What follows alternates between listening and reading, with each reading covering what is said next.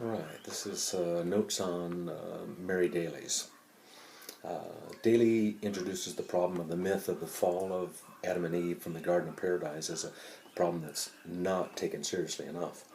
She complains that theologians have taken various interpretive stances to understand the story. One group understands the story as myth and does not take it literally, and another group tries to retain some properties of the myth, relationship to God and so forth. But both approaches tend to treat the story as a kind of universal lesson of estrangement from God or paradise, a kind of existential human condition without considering the ramifications of the details of the relationship of men and women depicted clearly in the story and the historical and cultural implications of that relationship. Daly reads the story of the fall as one that reflected the primitive culture within which it was told, a culture that found the feminine to be the cause of the downfall of man and the reason to be rejected by God.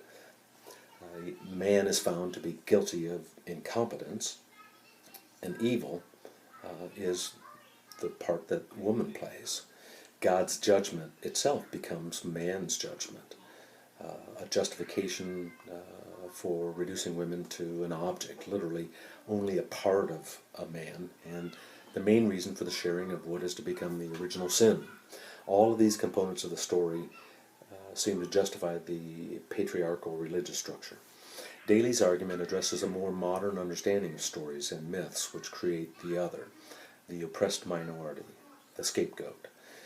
When one says the word prostitute, it would be a rare person who imagines that prostitute to be a man.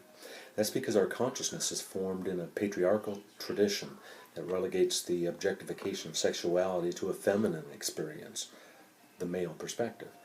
Daly offers the example of the prostitution laws in the U.S. as good examples reveal that only women are usually jailed for prostitution, and only recently have some states enacted procurement charges for men who solicit prostitutes.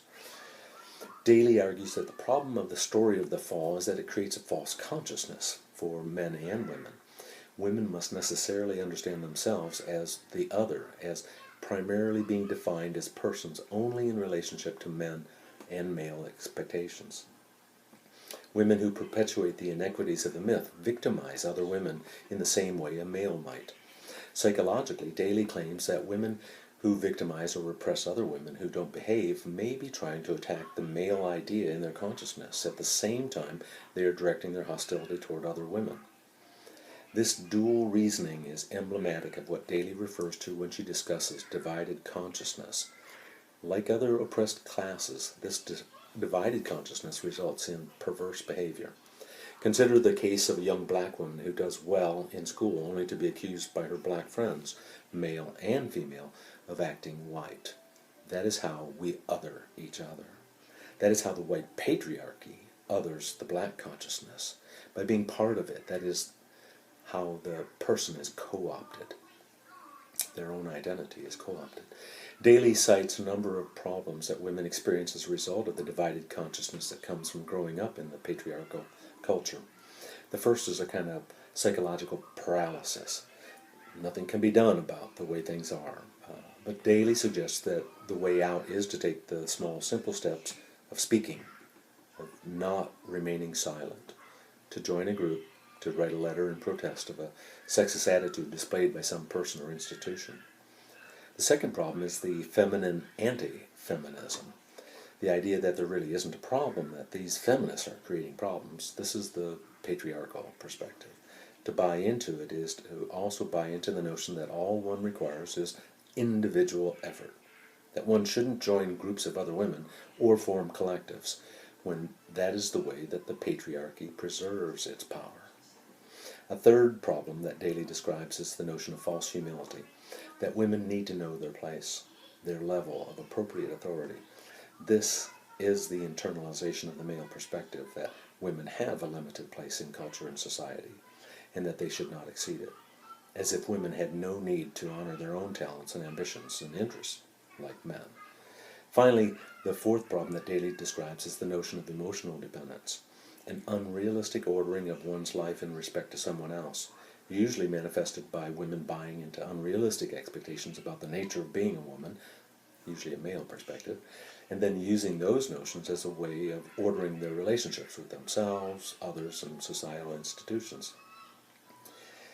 Daly recommends that the process of disrupting institutions that co-opt the interests of women requires an active and positive refusal of women to support sexist, patriarchal policies. She suggests that women can resist on the boundaries of such institutional structures.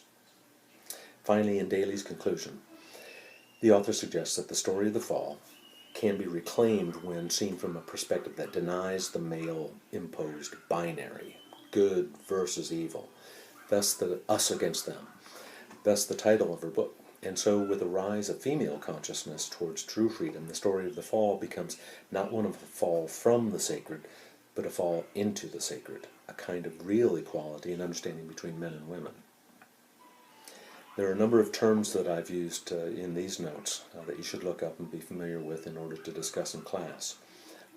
Co-opt, scapegoat, consciousness, patriarchy, hierarchy, hegemony. Please read the discussion questions for week 2 and begin to think about how you're going to respond, and I'll see you in class.